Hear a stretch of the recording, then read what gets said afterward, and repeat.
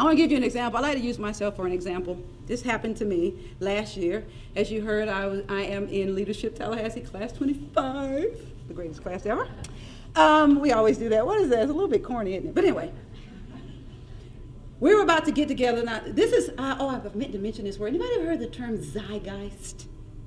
It's a beautiful, beautiful word. Zeitgeist. It means the intellectual, moral, and cultural climate of a given era. Zeitgeist. Listen, look at it. I know some of you are going to look it up anyway. Let me see if that girl, I never heard no zeitgeist. But if you look it up, you'll see that I'm right, because I looked it up before I got here just to make sure. But the zeitgeist of this era is inclusion. So we have to do whatever we can to get where we need to get, because it makes us more sellable. Not only do we have to look at the dimensions of diversity in our own nation, many of us may think at some point about going global. And some of those people are very, very different than us. Once we get a curiosity mindset or inclusion mindset, it's not nearly as difficult. So here I am. I'm about to meet with a friend of mine. I guess she's a friend. She's an associate of mine. We went through Leadership Tallahassee for about 6 months before we had this meeting. And I was all set. I don't work every day. So some days people meet with me and I have on, sweatshirt and blue jeans or whatever. And what I was wearing was important. Had on my Gator sweatshirt. The Gator sweatshirts means a lot to people. I like orange. That was the only reason I got it. It's so funny. People give me high five or look at me funny. And I'm just like, I like orange. Relax. So anyway, I'm waiting on her. She comes in. And I was expecting her. I knew she would be dressed up. She's a lawyer. She works every day. She was dressed up. That didn't bug me because I knew her. But she came this time with her husband. I wasn't expecting him. And he walked in. He was beautiful. White man. Really. Kind of reminds me of this. I hate to point you out, but kind of reminds me of this fella right here. Very beautiful. His haircut was a little tighter, though. It was like edged. And so he was white. He looked very tight and reserved. And something in my stomach, sometimes there is something visceral that happens to us around differences, right? Something in my stomach just kind of got tight, like, I don't know, this man makes me uncomfortable. And I felt it. I'm like, what in the world's going on with you, Yolanda, right? So part of what was going on with me, that he was white, tight, and reserved. That suit looked like it cost $5 billion. And I instantly felt intimidated by him. But what my mind tells me, I don't want to hear nothing from you. Ain't nobody asking him to come. I didn't say that out loud. I was just thinking that. I don't ask him to come. All the while, my stomach is just tightening up. And so what I had projected onto him, I had no idea who he was.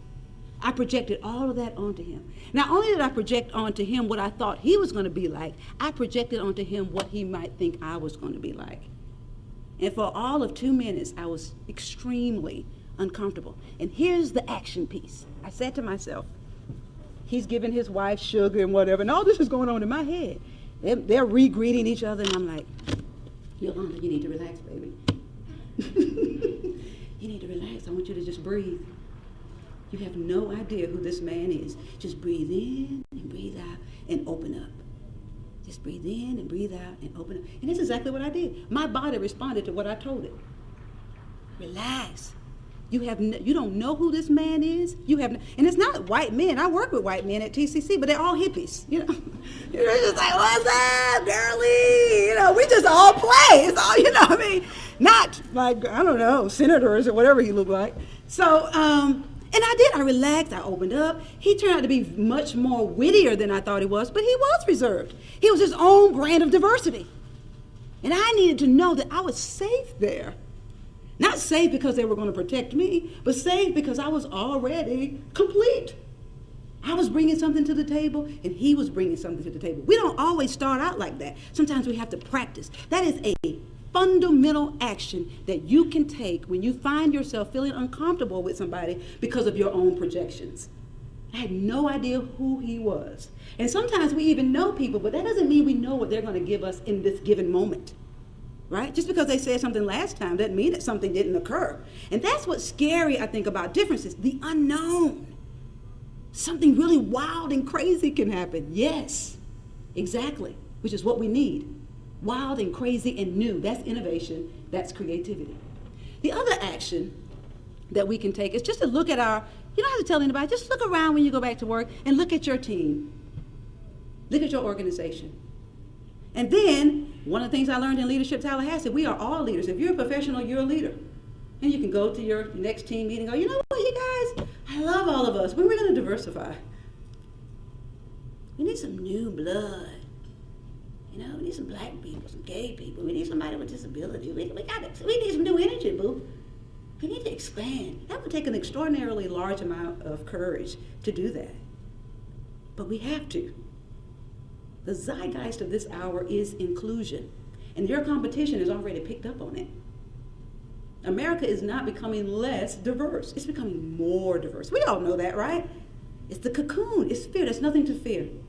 The same world, the same universe that held you and protected you during cocoon will openly embrace you in this new world of innovation, creativity, and beauty called the butterfly.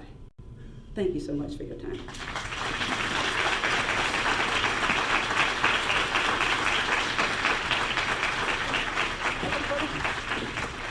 Thank you, Yolanda, so much. From one chocolate child to another. There you go. Thank you.